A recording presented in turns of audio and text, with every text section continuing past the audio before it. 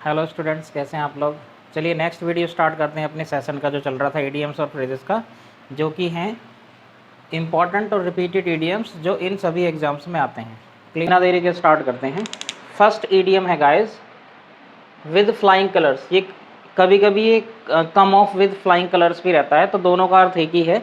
इसका मतलब है टू विन, जीतना, या फिर अचीव ग्लोरियस सक्सेस, बेहतरीन सफलता प्राप्त करना। लेकिन स्पेशली किस में यूज़ होगा ये?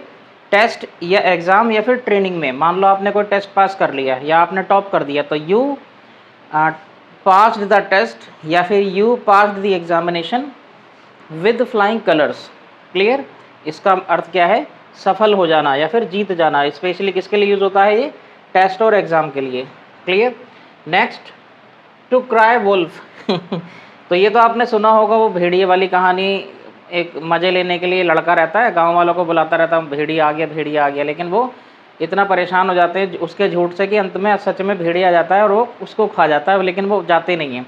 तो वहीं से इसका अर्थ है टू क्राई वुल्फ, यानी भेड़िया भेड़िया चिल्लाना। इसका मतलब फर्जी में ही चेतावनी देना। टू गिव फॉल्स अलार्म, यानी किसी को फर्जी में चेतावनी देना और अंत में वो ज़रूरत पड़ने पे फिर वो नहीं आएगा। कौन नहीं आएगा? जिसको आप चेतावनी दे रहे हैं। यानी तो आपको अर्थ रखने के लिए याद है एग्जाम में क्या याद करना पड़ेगा? टू गिव फॉल्स अलार्म, इसका यही आता है। वैसे इससे अलार्म जरूर होगा उसके अंदर, है ना। अलार्म का मतलब चेतावनी। नेक्स्ट है to cut a sorry figure. देखिएगा, to cut a sorry figure का मतलब होता है कोई भी प्रभाव न डालना या फिर जीरो इंप्रेशन, है ना। जैसे देखिए, टू बी रिडिक्यूल्ड। रिडिक्यूल्ड का मतलब हंसी बन जाना, या फिर to make a poor impression, कोई भी प्रभाव ना, मतलब शून्य प्रभाव है किसी चीज़ का। जैसे मान लो आप बर्थडे में गए किसी के दोस्त के, उसके लिए गिफ्ट ले गई नहीं गई, सब के सब गिफ्ट ले गए, आप लेके ही नहीं गए, तो आप क्या है, वहाँ हंसी का पात्र बन जाएंगे। यानी आपका जो प्रभाव है, वो इंप्रेशन है, वो जीरो हो जाएगा। पुअर मतलब बेकार, घटिया इंप्रेशन पड़ जाएगा। क्या कह सकते हैं? You cut a sorry figure in your friends birthday. अपने दोस्त के बर्थडे में तुमने भैया प्रभाव बेकार कर लिया अपना, बेकार, कोई प्रभाव नहीं पड़ा। इमेज खराब कर ली एक तरह से। Next, to cut short. ये तो नाम में ये देखिए, कट का मतलब काटना और शॉर्ट का मतलब छोटा। इसके दो अर्थ हैं, एक एब्स्ट्रैक्ट है और एक प्रैक्टिकल यूज है ना। देखिए, टू मेक ब्रीफ, ये एब्स्ट्रैक्ट के रूप में, जैसे मान लो कोई कहानी है या कोई लेख है, उसको आप क्या करना है? छोटा कर रहे हैं। अपनी बातें कर रहे हैं बहुत लंबी चौड़ी, कुछ होते हैं ना डिटेल में बताते हैं, वो क्या कर, आपने कहा कि कम में बताओ, है ना। एक तो ये मीनिंग है प्लीज़ कट शॉर्ट। इसका मतलब इसका अपनी जो बात है या जो चीज़ बता रहे हैं उसको छोटा कर दो। या फिर टू शॉर्टन। टू शॉर्टन का मतलब है जैसे I get my hair cut short. इसका मतलब मैंने अपने बाल कटवाए लेकिन छोटे छोटे कटवाए, है ना, इसलिए यूज़ कर सकते हैं। टू कट शॉर्ट मतलब कोई भी चीज़ ये छोटी कर देगा, याद रखना इसको। क्लियर? नेक्स्ट है to cut the Gordian knot. ये इसकी जो कहानी है उसी से आपको याद हो जाएगा आज ये। गोडियन, ये ना सिकंदर के समय की बात है। सिकंदर महान, अलेक्जेंडर द ग्रेट, सबने सुना होगा ना, ग्रीक। तो गोडियन नाम का राजा था, उसने एक गांठ तैयार की और ये बोल दिया था कि जो जिस बंदे में दम है, अगर इसको खोल के दिखाए, मतलब इसको काट के खोल के जो भी है करके दिखाए, अगर वो ऐसा करता है, वो एशिया पे राज करेगा। एशिया मतलब अपना, जिसमें भारत है, बहुत सारे देश हैं, वो वाला हिस्सा एशिया। तो वो सिकंदर महान जो थे, अलेक्जेंडर द ग्रेट, उन्होंने उसको काट दिया था, नोट को। नोट का मतलब गांठ को। तो गोडियस जो राजा था, है ना, उसकी बनाई गई गांठ को उसने काट दिया था। इसका मतलब उस काम को, डिफिकल्ट टास्क को उन्होंने सॉल्व कर लिया था। तो वहीं से इसका मीनिंग है to solve a problem by force. या तो बल का प्रयोग करके आपने समस्या को सॉल्व कर लिया, बस कुल मिला के सॉल्व करना है ना। या फिर in a quick and decisive manner, जल्दी और तुरंत निर्णय लेके उसको सॉल्व कर लिया। यानी कुल मिला के कठिन समस्या को सॉल्व कर लेना ही कट द गोडियन नॉट है। जैसे मान लो किसी पे केस चल रहा है ना, और बहुत काफ़ी समय से चल रहा है, लेकिन वो फाइनली जीत गए, तो एक तरह से कह सकते हैं finally they cut the Gordian not. उन्होंने एक कठिन समस्या जो थी उसको एक तरह से हल कर लिए, है ना। Next, to die a dog's death. ये तो बहुत ही सिंपल सा है, स्पोकन में कुत्ते की मौत मरना, है ना। अपनी बॉलीवुड की मूवीज़ में बड़ी बड़ी डायलॉग बाजी होती है, कुत्ते की मौत मारूंगा, है ना।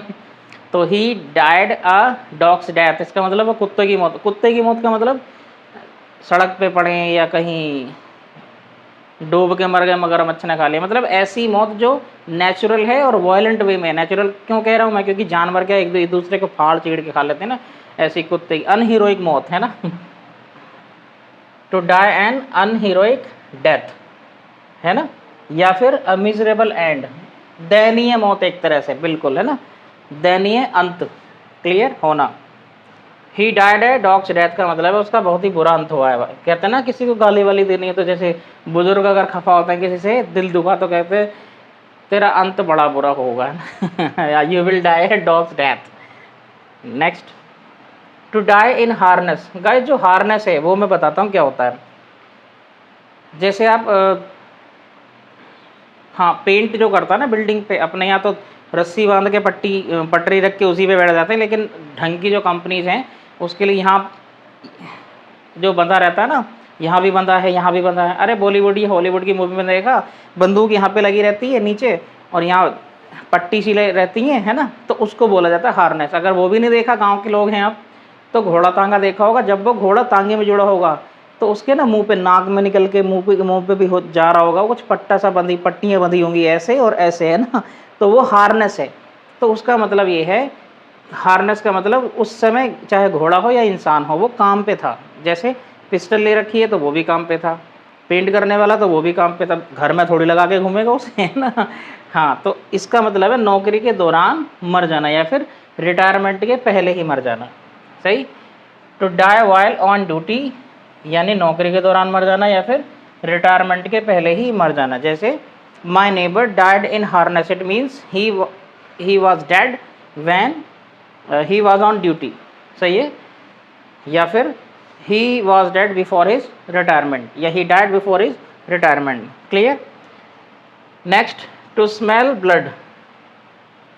गाइस आप अगर डिस्कवरी देखते हैं तो उसमें ना मछलियों का अगर एपिसोड देखेंगे तो मछली, शार्क वगैरह जो होती है ना, उसके बारे में ये कहा जाता है कि अगर पानी में खून है तो वो उसे सूंघ लेती है और उसको सूंघ कर ही शिकार के पास आती है ना। तो वहीं से इसका इडियम है, अपने प्रतिद्वंदी की, ये है ना, sense a weakness in your opponent, अपने प्रतिद्वंदी की कमजोरी भांप लेना, यानी आपने खून सूंघ लिया, है ना, तो आप वहीं खींचे चले जा रहे हो, यानी आपको पता वो घायल है, बंदा कमज़ोर है, आक्रमण करने लायक है, तो वहीं से आप याद रख सकते हैं, to sense a weakness in your opponent, clear.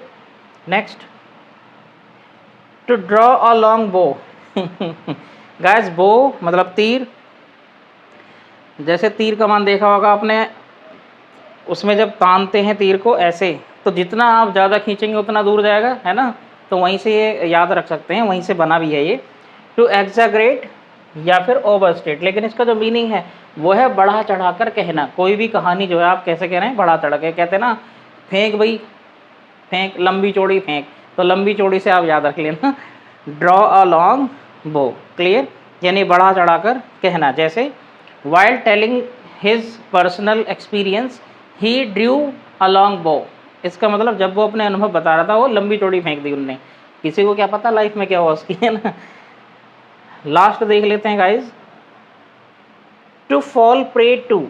देखिएगा प्रे है ना, प्रे का मतलब ही शिकार होता है ना।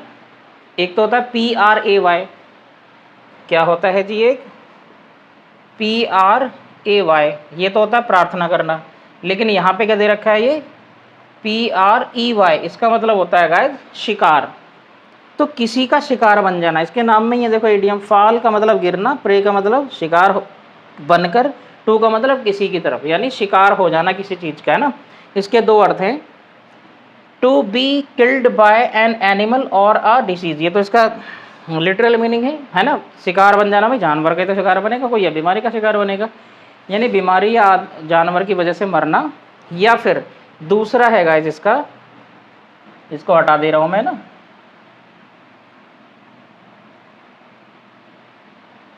टू बी विक्टिम, दूसरा क्या है, टू बी विक्टिम। अब ये हटा देना, कभी इसी के साथ याद कर लो ना, यानी किसी चीज का शिकार हो जाना। अब शिकार कैसे, मान लो आप अकेले जा रहे थे सड़क पे, आपका कोई फ़ोन छीन के ले गया, तो आप क्या बन गए, उसके विक्टिम बन गए, शिकार बन गए, किसके, चुराने वाले के, जो छीन के लेके गया है ना। तो यू फैल प्रे टू द थीफ या द स्नैचर, है ना, तुम छीनने वाले के क्या बन गए, शिकार हो गए एक तरह से। क्लियर। तो उम्मीद है